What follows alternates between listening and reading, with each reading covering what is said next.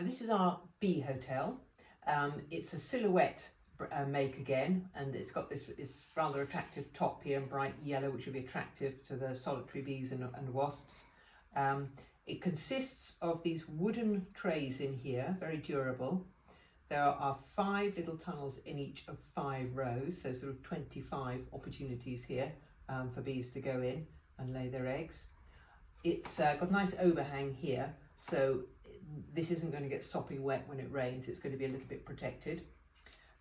You would hang this on a nice open sunny site, such as a shed or a post, and it's got the keyhole slot there, so you can just literally drop it onto the head of a nail or a screw, so very easy to put up.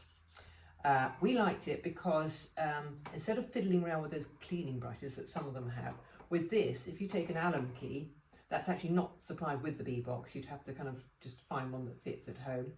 But there's a long screw that runs right up through the bee box, and if you take that out with an Allen key, they all drop out for cleaning or for inspection, and then you simply put them all back together again. So very easy to keep this sort of hygienic and clean year on year.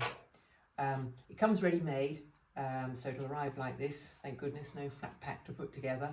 But we like it. It's really solid and clearly sort of built to last.